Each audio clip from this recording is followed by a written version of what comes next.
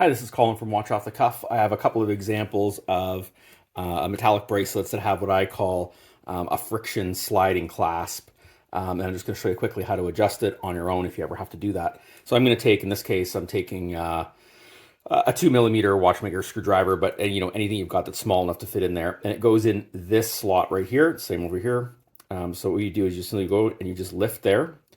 It can be on quite good. This is a fairly old bracelet, so I'm just going to move it in there, and I just simply press it down like that, and then it's reset. So sometimes it does take a little bit of elbow grease. You can see here that this one opens quite nicely. I'll just check this one. This is also fairly loose too.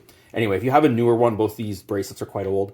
It might be a little trickier, but anyway, right into this slot, open it up, slide the adjustment, push it back down, and you are good to go. Let me just hook this here, click it over, and you've got your final adjustment done. Thanks for watching.